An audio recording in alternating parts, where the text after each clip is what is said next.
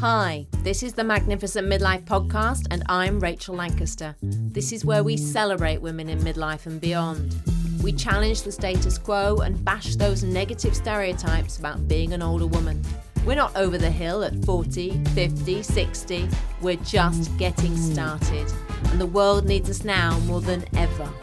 I'll be talking all things midlife, about issues that matter, and sharing fabulous stories of amazing women doing very cool stuff. Now is our time.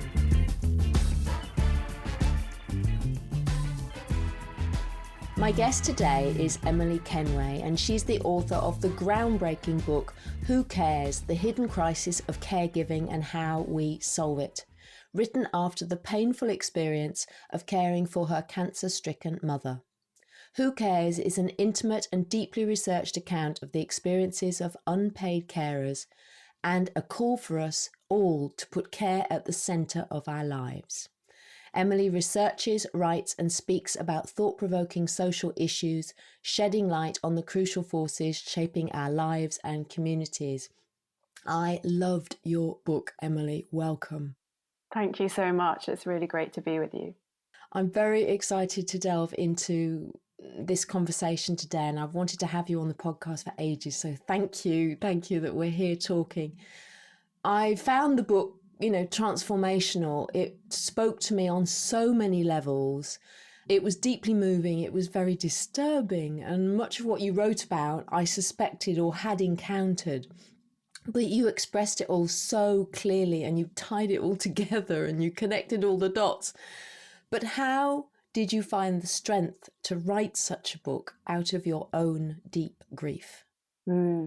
Yeah, well, so when my mum was sick, because I am a writer, first and foremost, one of the ways that I coped with the kind of situations we were in was sometimes to write little notes, kind of just in a notebook, details about what the hospital was like or particular things we were experiencing, never intending to do anything with them. It's just always been a way that I sort through my reality, make sense of it,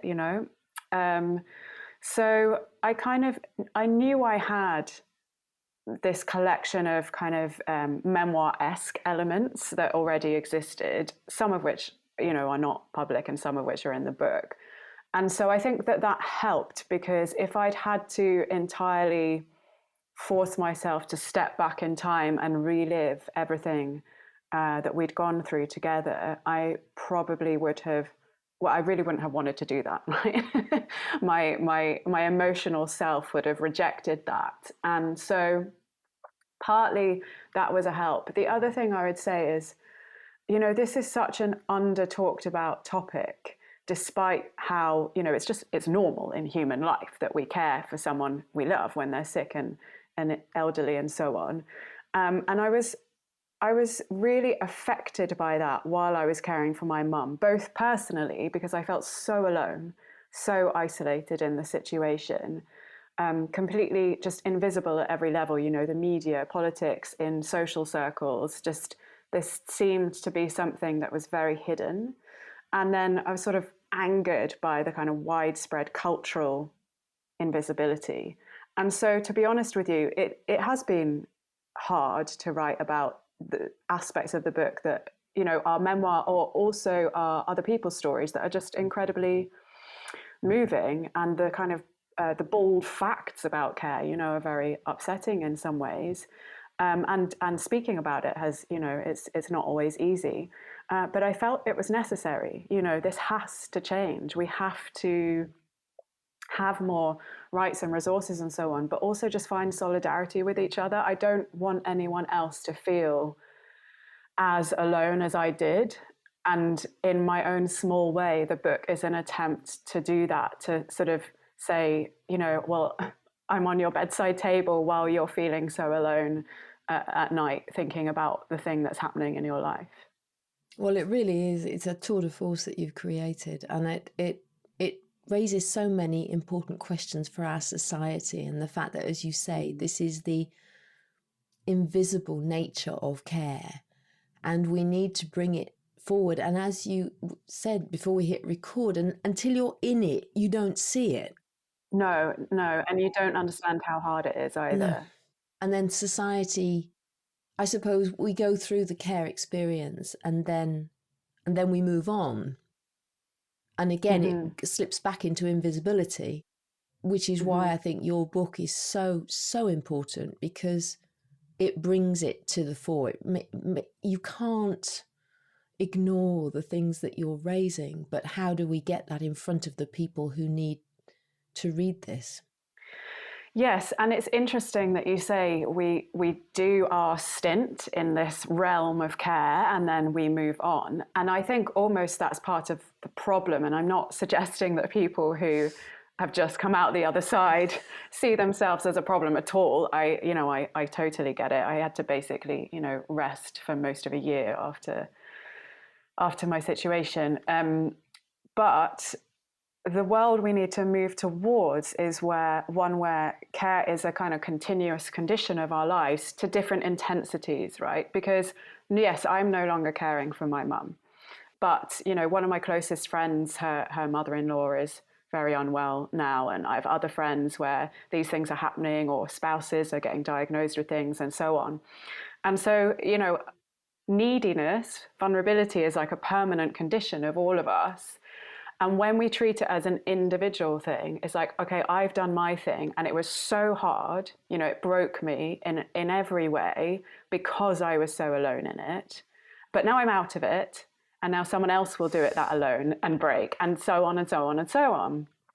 And so what I kind of escalate to throughout the book over, lots of research and interviews and so on, is the very serious need for us to start acting in a much more networked kind of kinship way with each other, supporting each other's caring requirements and experiences in practical ways, so that I wouldn't have been broken by it, and now the domino effect doesn't keep going round and round and round like that. I do think that more and more politicians are starting to pay attention to the topic, but obviously, they like to come up with kind of snazzy sounding things that often don't listen to the actual reality of carers. And that's one of the reasons why I wrote the book, right? Fundamentally, carers generally don't have much time to be, lobbying and trying to make politicians listen. So it's too easy for this specific nature of the experience to get ignored. And so that was really part of what I was doing as well, was like, here is the reality, not just mine, like lots of people in different caring situations and all the academic research and so on. Let's listen to that and then think about how we would realistically respond, rather than this like nice version of things that gets portrayed. It's such a massive area, isn't it? I mean, I'm a master's student in gerontology, and one of my assignments was looking at the care chains and actually having to debate whether or not it was exploitative on less developed countries that we were taking their women, we'll get on to women in a bit, but taking their women to care for our sick, disabled, older people, because care has such a low status within the workplace, within society. It's the lowest of the low, and then you get these care chains. You get so we bring somebody over, and then that person isn't able to look after their own older relatives or even their older children, and their children have been looked after by grandparents. And so I was fascinated you raised that, and I was thinking, oh my goodness. And then there's I think you've got the long-term disability carers, then you've got the people who are dying at any stage, and then you've got the older people. It seems to me maybe are those, in your experience, the three main categories of care? Yeah. So, and there are similarities in those experiences and differences, and I was very conscious of that my mum was sick for about 4 years. And I should say, I had no idea how long that would go on. She wasn't terminal for most of that. So it could have gone on for a long, long time. But of course, that is different to someone who's caring for a child with additional needs who may have the same life expectancy as us, but has additional needs. And I have encountered, since the book came out, a lot of very old carers, you know, women in their 80s who have been caring for children with additional needs their whole lives. Those children are now in their 60s, and those women are still fighting to get support, very, very alone. You know, that's been their whole life. And I can tell you that that is one of the most heartbreaking series of encounters that I've had. And so it's one of the things I tried to do in the book is draw together our experiences, you know, like say, like we are all part of this same experience, like I see you, and retain some of that specificity that is different for different people and kind of respect that. It also comes with practical differences, right? Children with additional needs, it will go to day centres and so on and so forth in the way that children without additional needs go to school. Okay, we don't think that we should take their preference into account unless they're sort of actively being mistreated. Whereas, you know, an elderly parent who maybe is just frail or maybe has the beginnings of dementia or Parkinson's or whatever's going on, they will tell you no if you try to, you know, send them somewhere or bring in an outside. Right. So this is, and so that's one of the things I do talk about in the book. It's something that is amazing how much people don't know this. You know, when I'm moving in kind of political circles, you know, speaking to a think tank about care who want to shape a policy for Westminster, and you say like they want the, you know, this national care service idea, which has lots of important merit to it. But I say, are you aware how many people who need care refuse to have outside help? You know, they don't want to be seen as vulnerable, et cetera, et cetera. And there's a study in the book that I found elderly neighbours were actually lying to social services about whether they needed care because they didn't want that, right? They don't want to be vulnerable. They don't want these random outsiders. So neighbours were having to step in. And like, this is something that, well, drives you as a carer insane. Like my mum was one of these people, and it was like very difficult to deal with because, you know, she's not safe, but she's also refusing to have outside support, but she's also refusing to have me fully move in. So you're like, well, how am I meant to deal with this?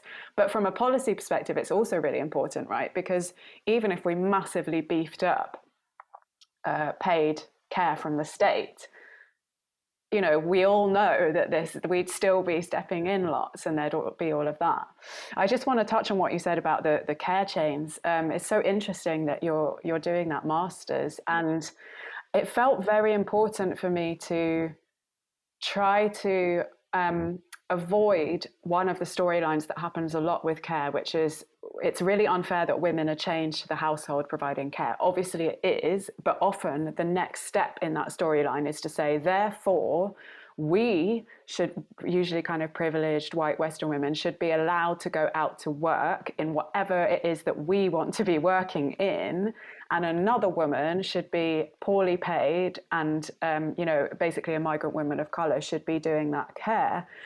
And whilst that is often the only scenario available to us at the moment, and I'm absolutely not judging that if that's somebody's situation, the question is, what would we build instead if we saw ourselves as part of the same fight, right?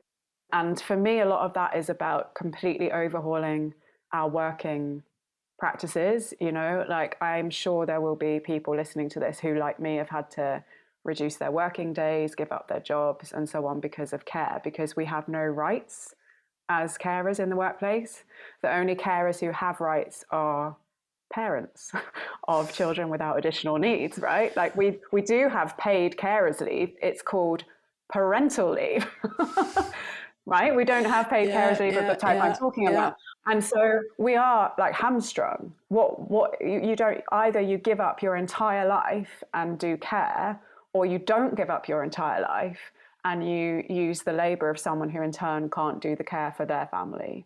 And I give a few examples in the book of how stark that was for me in reality, you know, encountering a shift care worker at the hospital whose daughter was in the same ward as my mum. And I was able to be there a lot because I can just work from a laptop. And I would see her coming, you know, and being there for like 5-10 minutes in her uniform, very harassed between shifts going off, and just that huge sort of disparity. And she's probably going off to look after someone like my mum. And so, yeah, how do we say like all women need to have the right to both care and to have purpose in their lives, not just some? There's so much to discuss. There is just so much. And you were talking about women, you know, and I'm going to take you.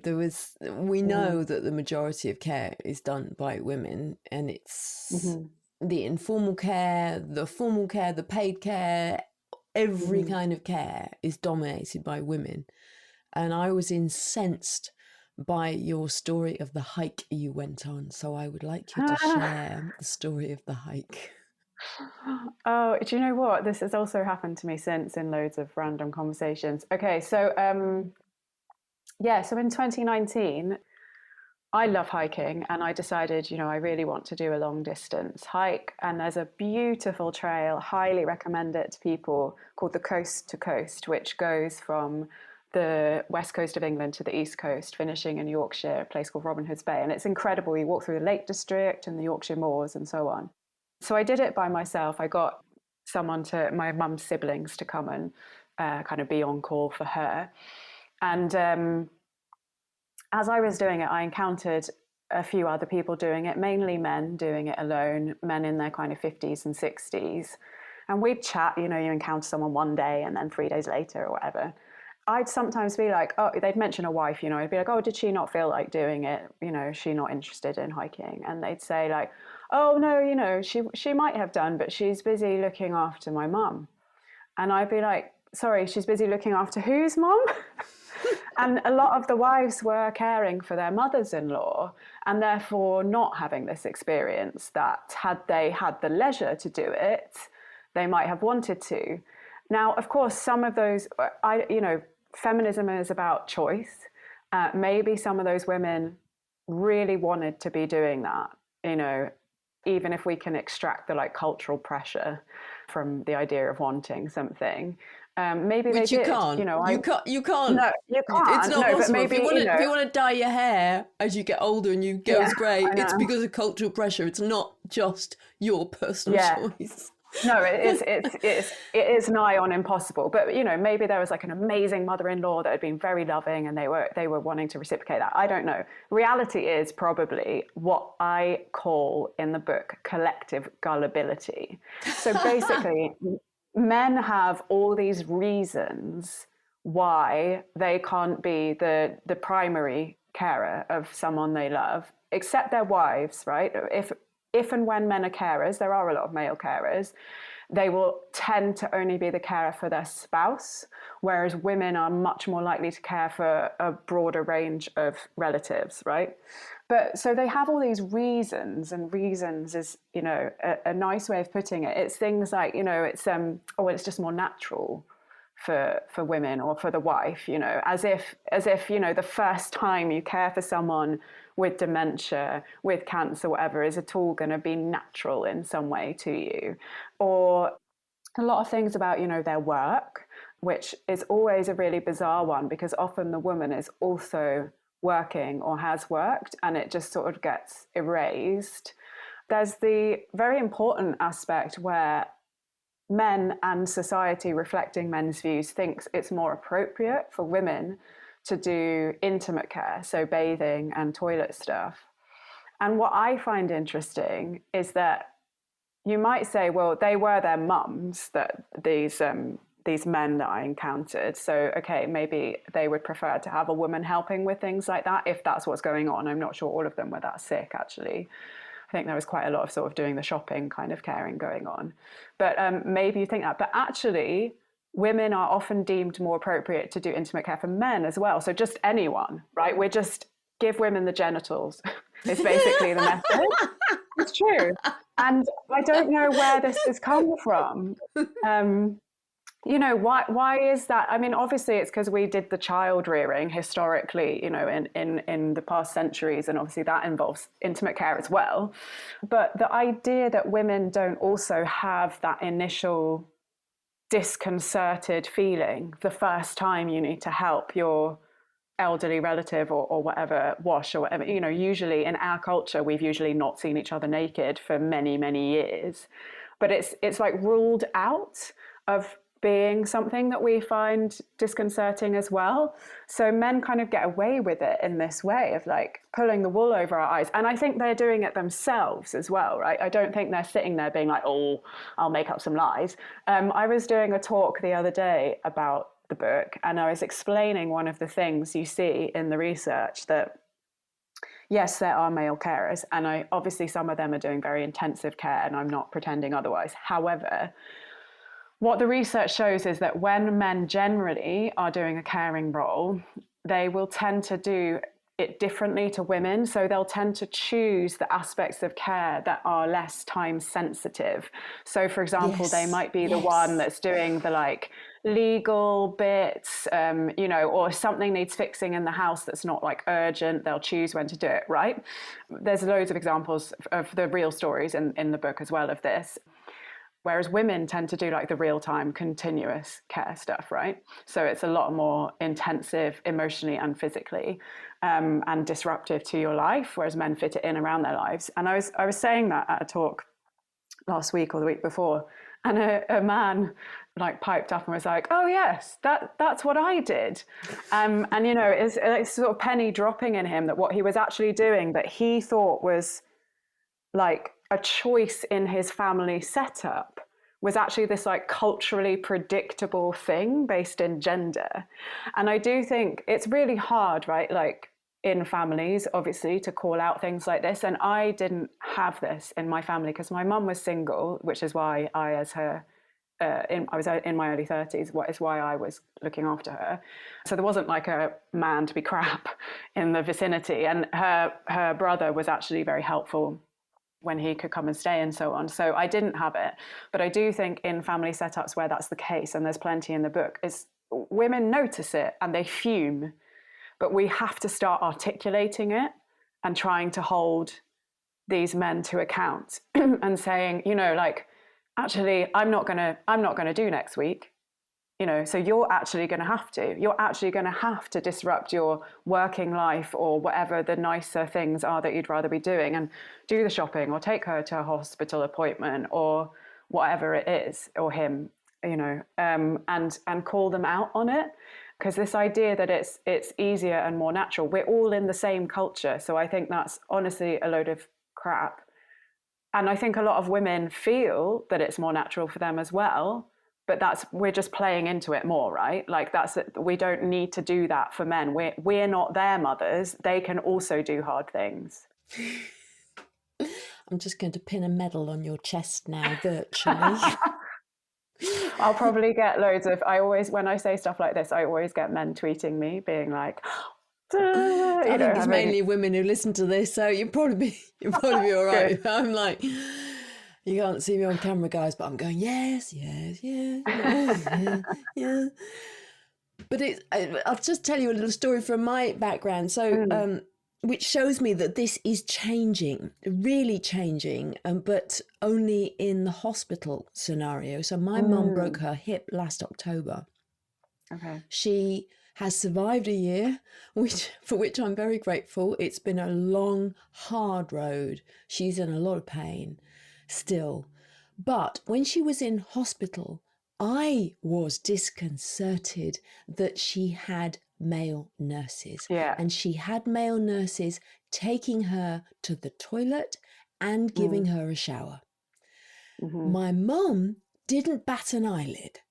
Yeah. And I was staggered by this. I don't know whether it was because she was in so much pain and disorientated and everything else because of the experience of having broken her hip, and she was in hospital in Bristol, and she doesn't live in Bristol, and neither do I.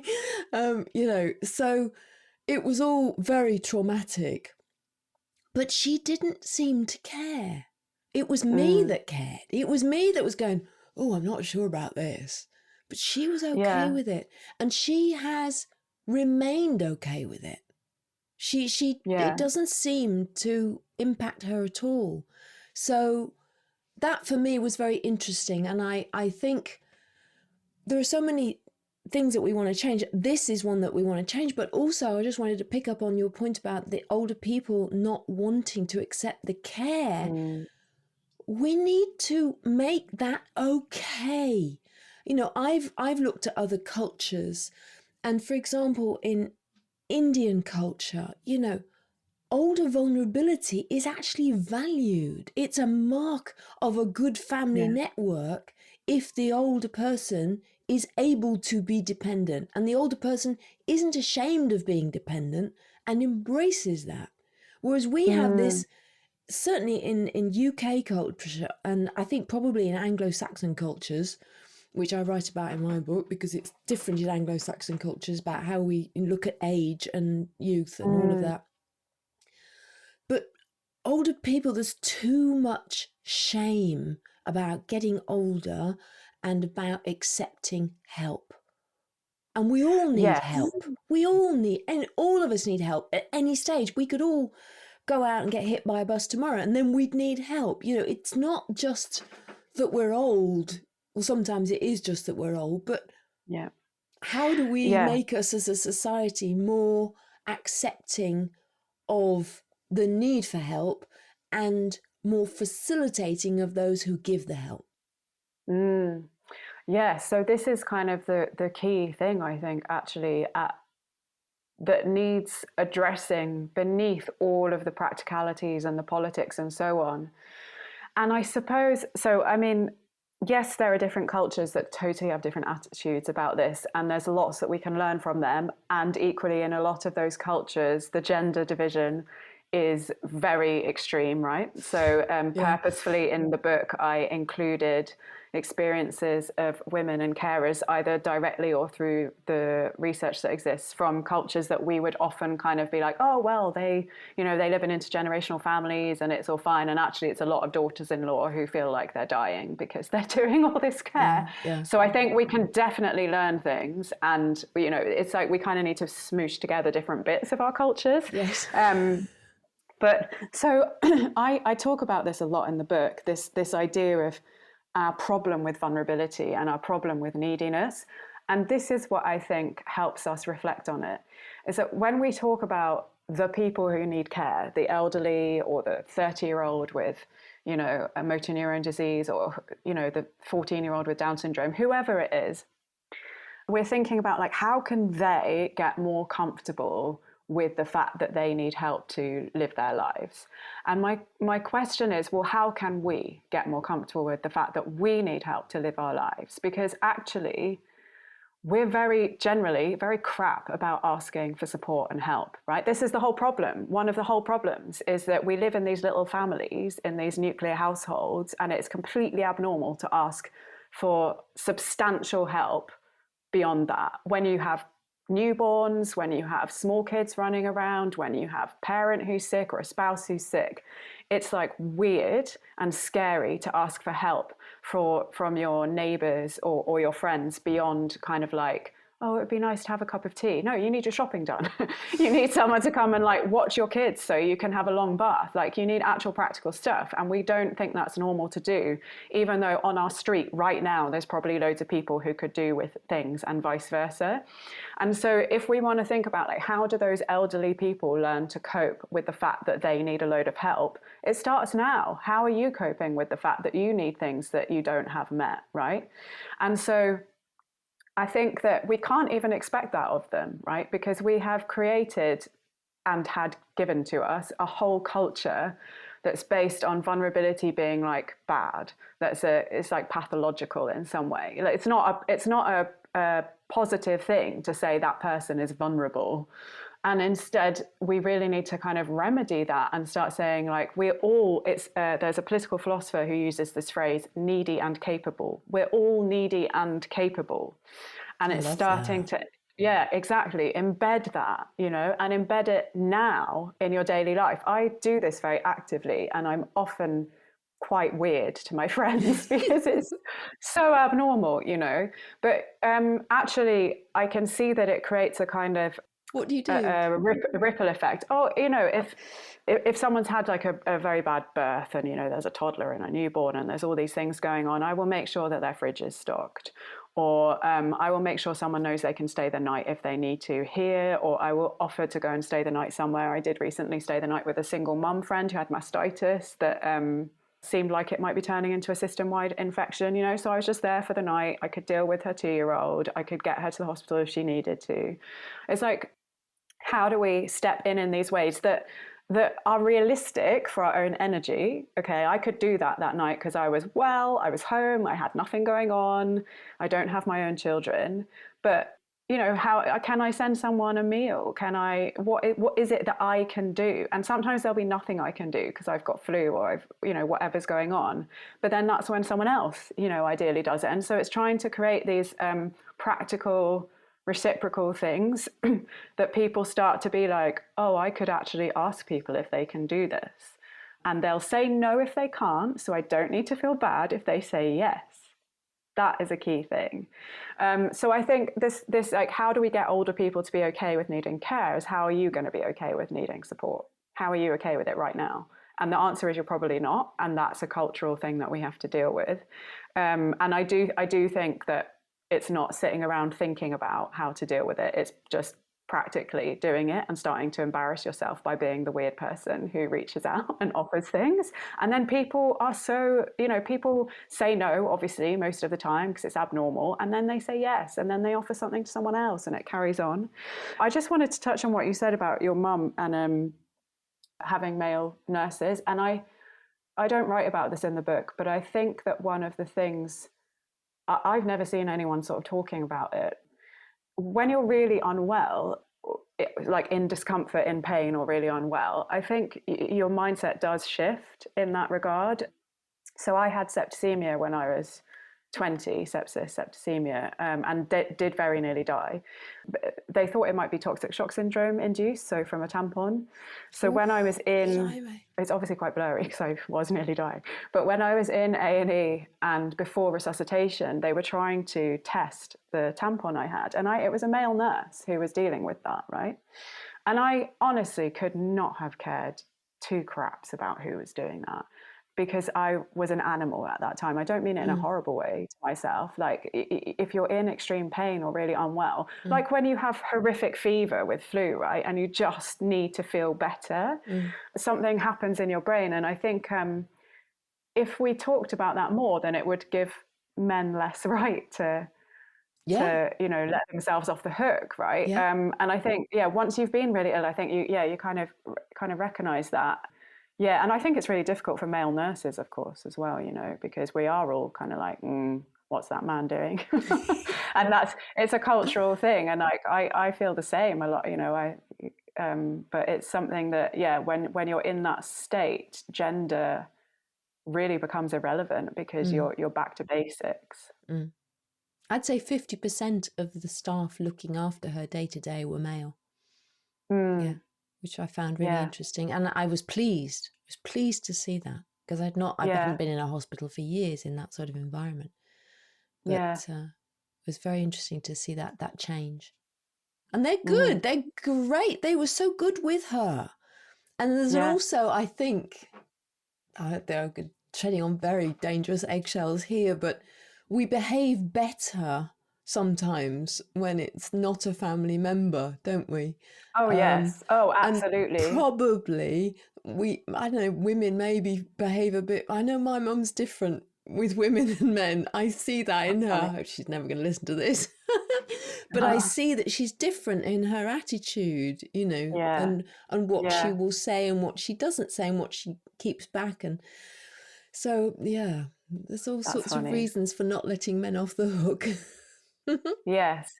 And of course we have fears about that. It's like very new territory, right? And you know, there is obviously gender-based violence and these things, but, you know, I think Statistically, I think the thing we should be worrying about is just like a bad nurse rather than the gender of the nurse. Yes. There's lots of amazing nurses, but obviously, like any job, there are people who don't do their job well. It's the same as all walks of life. So it's kind of, I'm not sure that needs to be the worry, as rather than just making sure the care is good and quality. And I think also in your example is the thing that gets lost, which is that you were there. You were there at the hospital, seeing that this was happening. And like, that's the thing that people miss, is that the family friend carer is often present even when the paid care is part of the picture. And that's one of the things I talk about a lot in the book, is like that we need to remember that our role doesn't disappear just when there's paid support in place. And that's partly why it's so intensive for family carers, because we carry on. We're the one checking the shift happened. We're the one checking that they got washed. We're the one checking. So tell me about your Care Commons idea. So the book is very minimally a memoir, and then also tells the stories of carers I interviewed around the world, and tries to combine that with the research that exists, but in a kind of accessible way. It's not an academic or book at all. And one of the very apparent aspects of care when you've lived it and when you're researching it is, of course, the kind of utter aloneness and the practical knock-on effects of that. So the mental health impacts, the physical health impacts, finances, you name it, it's affecting everything. And part of the reason this has arisen in this way is that we're still relying on the conventional family, right? It's still the logical, accepted seat of care in our society. It's the only place that we think we have an obligation to provide care, right? Rather than maybe you'll do something for a friend, maybe you won't, but there's this sense of obligation. Theoretically, of course, like families have complexities. But even with, I talk about this in the book, even with very difficult family dynamics, you will often find people still feeling that obligation and providing that care for family members who they have never got along with. And so given that, people are having fewer and fewer children, people live further and further apart, everyone's at work because we all have to work. It's a dual earner household model now. You need two earners to be paying your bills, increasingly so. This infrastructure of care, which is this nuclear household, is too weak and too small to hold the extremity of it. People can live for 20 years with dementia nowadays, so the extremity has increased as well. So we have to reimagine the family, right? If we're going to meet our care requirements, and we understand that even with paid care services, even with an amazingly beefed up provision from the state, we will still be carers, right? Because bodies are massively unpredictable. You can have all the planned services you want, but things will change in the blink of an eye over and over again. Sometimes I think about doing like a chart of my mum's trajectory, and it would, it's not a movie kind of storyline, a neat thing in any way. And people will still have preferences not to have outside care. And of course, we love the people who are sick, right? We want to be with them sometimes, or our elderly parents or our children, whoever it is. So given that we will always have to be providing care to some extent, and the family is too small and fragile a structure in the conditions that we're in, we have to reimagine it. And I think this reimagining, I encapsulate it in the book in this phrase, a commons of care. So a commons is a kind of shared resource that you both share and steward. So you take care of it as well as sharing it. As a metaphor, the usual example of this is a literal like commons, like a grazing ground, right, historically. So you've got a patch of grass, your neighborhood, your community, your village, whatever it is, you all look after that grass, you agree how to use it, how to care for it. And because you're all looking after it, it carries on thriving, and you can graze your sheep or whatever on it, right? So that's kind of where this comes from. What the hell does it mean to take that patch of sheep grazing ground into care? Well, as any carer knows, care is not some like nebulous thing about patting someone's hand and staring into their eyes, right? Obviously that's part of it, But care is actually consists of a series of practical tasks that ideally you do in a caring way, okay? And so that's where we can start to imagine a version of the future in which we all share this need to provide care and parcel out providing it between us. So in a community, right, say like the 3 or 4 streets around you, if you had a collective care network, so a manifestation of this commons idea, you're all connected. People know, okay, there's these people who need more kind of care more regularly. And yes, they've got state services and that's great, but there's all of these other things around the edges and there's one person trying to deal with them. And oh, someone in that family just broke their leg. And oh, someone over there's whole house has got COVID, you know. So you start to see what's actually going on in your neighborhood and start to exchange between you the practical things that are needed. And what that means is, A, the more people, the merrier, right? Which is the opposite of social services. The more people, the more pressure. Well, the more people, the merrier in these situations, because you're able to share out those. People have got different skills. Someone can drive, someone can't, but they're good with toddlers, and there's a toddler in that house, and so on and so forth, right? And you have an ongoing net of support, right? Even if you're doing most of the care, even if there's planned services, there is a space where you can say that there's something that you need and you can have that need met. And I notice that people who haven't been carers sometimes feel like this sounds a bit nebulous. And I also notice that carers tend not to feel like that. And I think that's because we know the practical reality. Like, I cannot tell you how helpful it would have been for me at the smallest level to have someone maybe come and sit with my mum sometimes and have like a nice conversation with her. She liked to talk about all the things the government was doing wrong. So maybe have that conversation with her while I really took my time going to the shops or going for a run, right? Because you just don't have that ability. Or at a more like intensive level, had driven her to the hospital on one of the 12 million appointments that took place during that time so that I could focus on my work or just not have to be in that environment again or whatever, you know. Or made meals, you know, I think I talk about this in the book. I basically developed a category of meals through these years that I called toast meals. It was basically like, you know, I'd get home very late from the hospital or I'd be at her house and I was, you know, the kind of unhappiness was like made it very hard for me to cook meals for myself, but also I was exhausted. And I'd just be like, okay, if it's something on toast, it counts as a meal. You know, it could be jam, it could be avocado on an amazing day, you know, cheese, whatever, toast meals, you know, just so there are this commons of care idea is a way to try to say, we can share this all between us. Actually, we can. You don't actually have to be doing this either alone or alone within a family that you still feel somehow alone in, because you are actually where the buck stops, right? And that can be done. And I say, you know, how bizarre is it that we move into areas and there might be a neighborhood watch in that area, but there's no collective care network. Sometimes when I say this, people are like, what are you suggesting, that someone comes in and like my neighbor comes and showers my dad or whatever? Like, no, of course not, unless that is maybe that works. I don't know. Maybe your dad is actually bedridden and that is something that he's comfortable with at that point because that's how he feels. Who knows? But of course not. But let's be imaginative. Let's imagine a kind of sliding scale of intervention. One of the women in my book, Katie, has a husband with motor neurone disease. He got it in his 40s and he'll live for a long time, you know, but obviously he will be increasingly impaired. And they have a wonderful life and relationship together, and she is now his full-time carer. She used to be a teacher and she's now his full-time carer. And she's an incredible woman.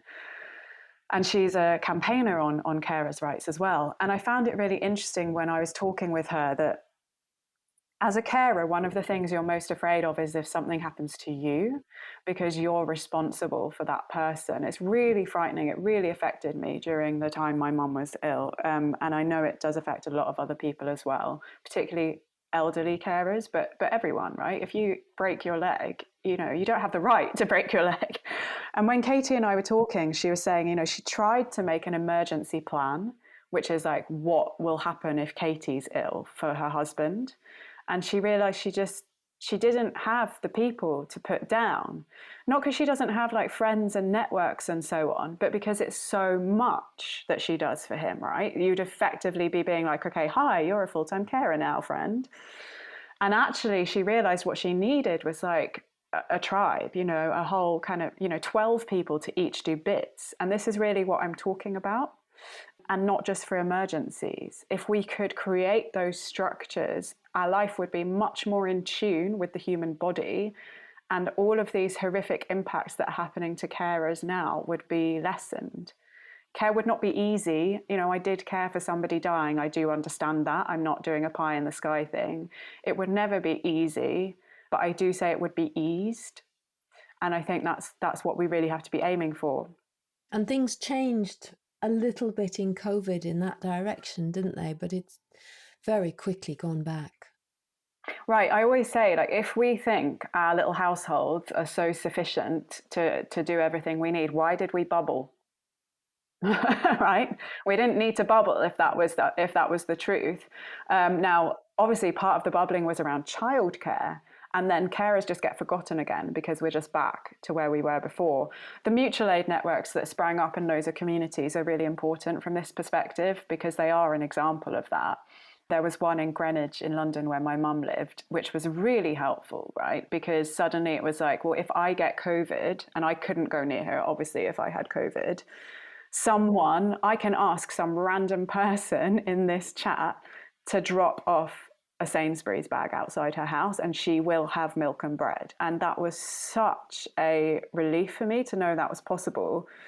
And some of those mutual aid groups still are going, but we've all, kind of retreated into our safe little shells. And the reality is when care hits us, we realize that wasn't safe at all. It's actually just incredibly fragile.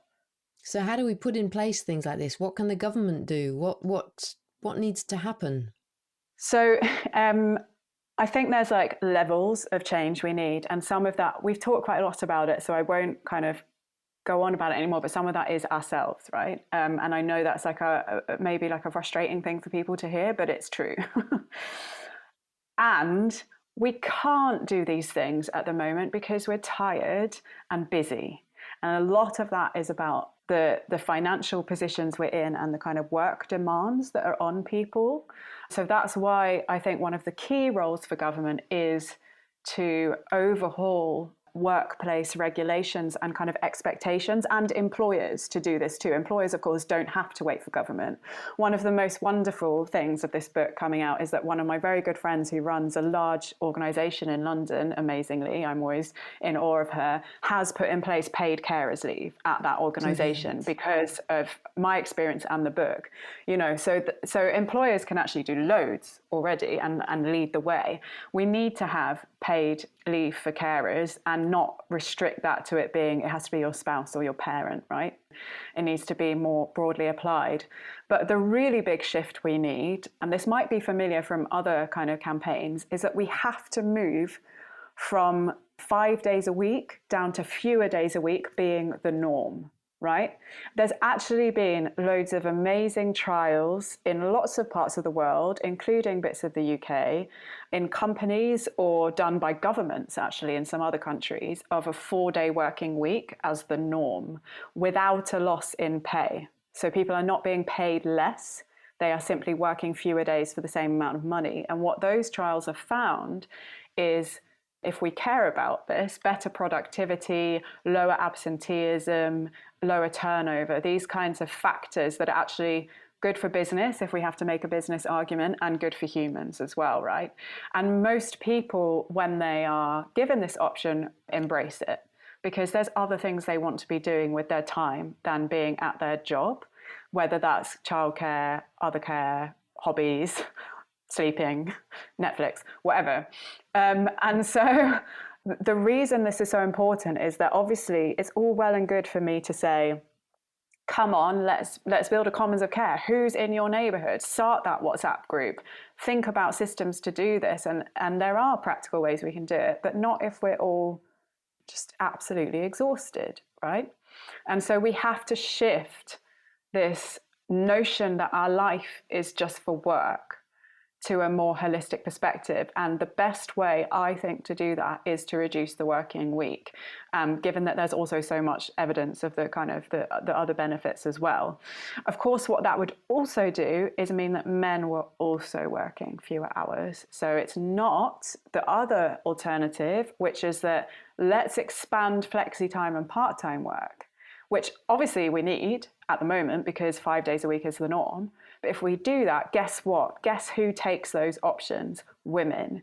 And we end up with the same thing we have now, just on a bigger scale, where working part-time is seen as like, you know, you don't really care about your job. You're not really serious. We're not going to like respect your knowledge and aims because you're part-time, because, you know, you have this thing outside work.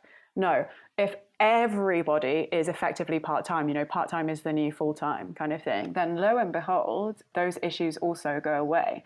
Now, obviously the current government is not about to do that, but I do think that in future, you know, maybe in the next decade, we may actually see this.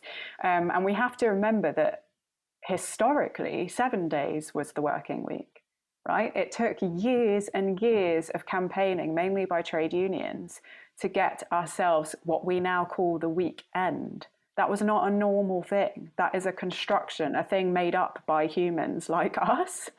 So I think that absolutely, you know, it's just not good enough to say, look, guys, put more energy into your community without the energy to do that. And that's an absolutely crucial thing. On a slightly related but separate note, we do really need to start paying people who are carers properly, who are family carers. I always say the only way that I could have got paid properly to look after my mum was if I had applied for a job at a care agency and then managed to get assigned to her as her care worker. Do you understand what I mean? Rather than just the fact that I was the person there and that, and so on.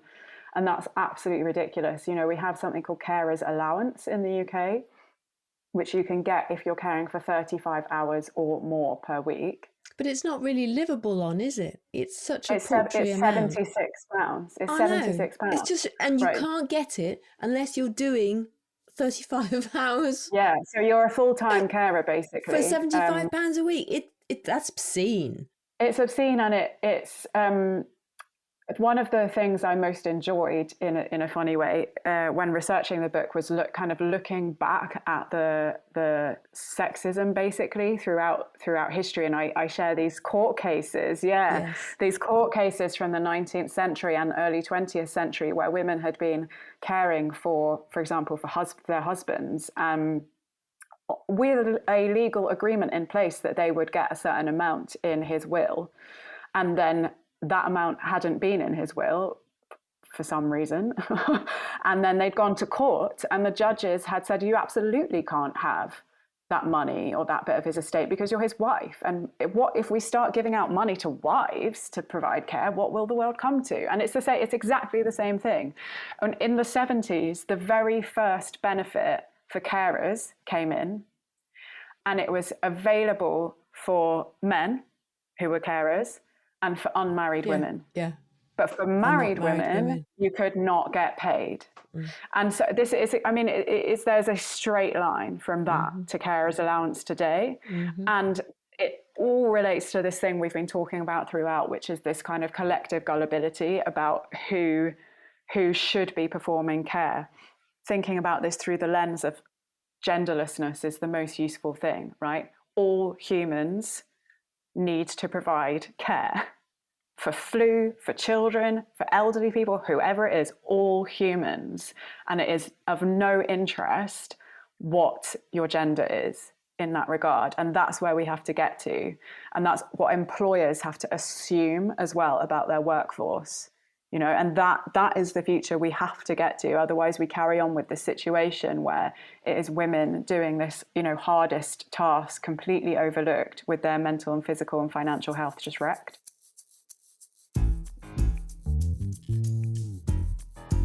Thanks for listening to this episode of the Magnificent Midlife Podcast. If you enjoyed it, please subscribe, follow and share it. Also, giving a 5-star review really helps get the word out. You'll find the show notes at magnificentmidlife.com. That's also where you can get my book, Magnificent Midlife, Transform Your Middle Years, Menopause and Beyond. Make the very best of your next chapter. Help me change the world, one magnificent midlife woman at a time.